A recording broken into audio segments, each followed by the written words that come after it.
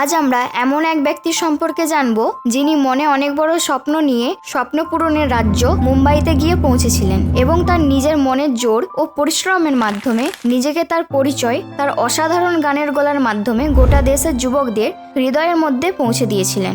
তিনি আর কেউ না, বলিউডের ভীষণ জনপ্রিয় গায়ক অরিজিৎ সিং, যিনি তার নিজের অসাধারণ গানের গলার মাধ্যমে মিউজিক দুনিয়াতে তার আলাদাভাবে নাম লিখেছেন এবং এখনকার সময়ে বেশিরভাগ ডাইরেক্টরদের প্রিয় গায়ক হয়ে রয়েছেন এবং তার জনপ্রিয়তা এখনকার প্রত্যেক সিনেমাতে তার গানের গলার মাধ্যমে পাওয়া যায়।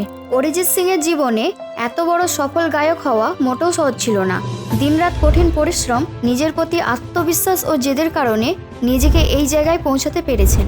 প্রথমের দিকে তিনি গান গাওয়ার সুযোগ পেলেও পরে তা কোনো না কোনো কারণবশত মুক্তি পায়নি এবং তার নিজের খরচ বার করানোর জন্য তিনি ছোট ছোট অ্যাড মিউজিক কম্পোজ করেছিলেন। এরপর তিনি বলিউডে গান গাওয়ার সুযোগ পাওয়ার পর কখনো তাকে পিছন ফিরে তাকাতে হয়নি এবং তিনি তার মেলোডি গানের মাধ্যমে সবাইয়ের মন জয় করেছিলেন। তো চলুন জেনে নেওয়া যাক অরিজিতের সম্পর্কে কিছু অজানা তথ্য।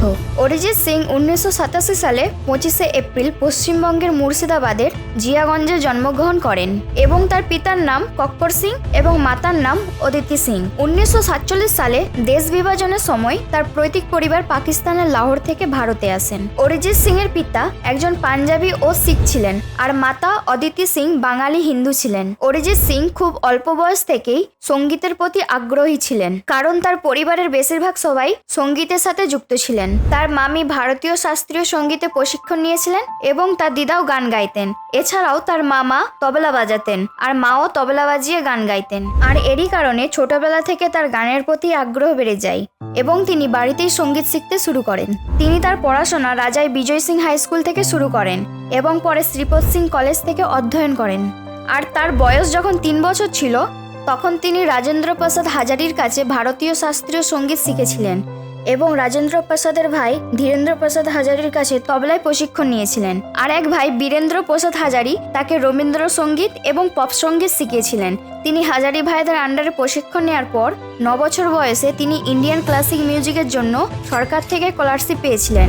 অরিজিৎ সিং এর সঙ্গীত জীবন শুরু হয় যখন তার গুরু রাজেন্দ্র প্রসাদ হাজারি, যিনি মনে করতেন যে ভারতীয় সঙ্গীত একটি মৃতপ্রায় ঐতিহ্য, তাকে 18 বছর বয়সে নিজের শহর ছেড়ে 2005-এর রিয়েলিটি শো ফেম গুরুকুল শোতে অংশগ্রহণ করার জন্য জোর দিয়েছিলেন। তিনি ফাইনালে 6ম স্থানে আসার পরও শ্রোতাদের পুলিং ভোটের মাধ্যমে বাদ পড়েছিলেন। শো চলাকালীন বিখ্যাত চলচ্চিত্র নির্মাতা সঞ্জয় লীলা ভানসালী তার প্রতিভাকে স্বীকৃতি দিয়েছিলেন এবং তাকে ইউসব নামে একটি গানও গাইয়েছিলেন, যেটি তার আপকামিং সিনেমা সাওয়ারিয়াতে ব্যবহার করা হতো, কিন্তু সেই সময় স্ক্রিপ্ট চেঞ্জ হয়ে যাওয়ার ফলে এটা কখনোই মুক্তি পায়নি। গুরুকুলের পর টিপস কোম্পানির হেড কুমার তৌরানি তাকে একটি অ্যালবামের জন্য অরিজিৎ সিং এর কাছে চুক্তিবদ্ধ করেন, কিন্তু এই অ্যালবামটিও কখনো প্রকাশিত হয়নি। তিনি সুযোগ তো পাচ্ছিলেন ঠিকই, কিন্তু কোনো না কোনো কারণে তার গান রিলিজ হয়নি। তবে তিনি হার মানেননি, তার নিজের উপর চির বিশ্বাস ছিল। পরে তিনি আরেকটি শো 10 কে 10 ले गए दिल শোতে অংশগ্রহণ করেন এবং তিনি ওই শোতে জয়ী হন এবং তিনি পুরস্কার স্বরূপ 1 মিলিয়ন অর্থ পেয়েছিলেন এবং সেই অর্থে 2006-এ মুম্বাইয়ের লোখান্ডাওয়ালা গিয়ে নিজের একটি রেকর্ডিং স্টুডিও নির্মাণ করেন, যেখানে তিনি মিউজিক কম্পোজ শুরু করা থেকে বিজ্ঞাপন, সংবাদ চ্যানেল ও রেডিও স্টেশনের জন্য সঙ্গীত রচনা এবং গান গাওয়া শুরু করেন। তিনি তার প্রথম গানের ডেবিউ তেলুগু সিনেমা কেরিতে নিভেনা নিভেনা গান গেয়েছিলেন, যেখানে তিনি বেশি জনপ্রিয়তা পায়নি। এরপর 2011 সালে শেষমেশ সেই দিনটি চলেই এলো যেই দিনটির অপেক্ষায় বসেছিলেন। তিনি মার্ডার 2 সিনেমাতে ফির মোহাম্মদ গান গেয়ে তার বলিউডে প্রথম ডেবিউ করেন আর এই গানটি প্রচুর পরিমাণে সুপারহিট হয়, যদিও বা এই গানটি 2009-এ রেকর্ড করা হয়েছিল। আর এই প্রথম বলিউডে গানের মাধ্যমে জনগণের মনে নিজের জন্য স্থান করে নেন।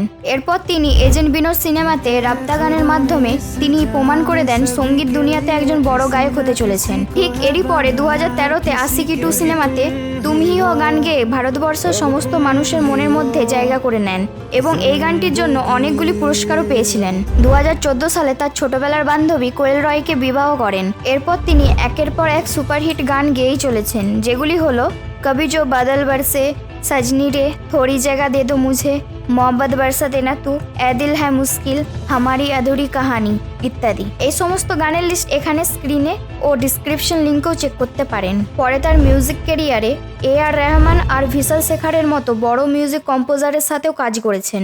গান ছাড়াও তিনি এনজিওতে লেট দেয়ার বি লাইটের সাথেও যুক্ত রয়েছেন, যার মাধ্যমে গরিব মানুষদের সেবা করতে পারেন। অরিজিৎ সিং শুধু বলিউডে হিন্দি গান ছাড়াও ভারতবর্ষের সব রকম মিউজিক ইন্ডাস্ট্রিতেও কাজ করেছেন, যেমন বাংলা, তেলেগু, গুজরাটি, মারাঠি ভাষাতেও গান গেয়েছেন। অরিজিৎ সিং ভীষণ সাধারণ জীবনযাপন করতে পছন্দ করেন। তিনি সমাজের সব রকম সাধারণ মানুষের সাথে মিশে থাকায় ভারতবর্ষের প্রত্যেকটি মানুষকে অনুপ্রাণিত করেন। আশা করি অরিজিৎ সিং এর এই জীবন কাহিনীটি আপনাদের সবার ভালো লেগেছে। আপনাদের বহুমূল্যবান সময় দেওয়ার জন্য অসংখ্য ধন্যবাদ।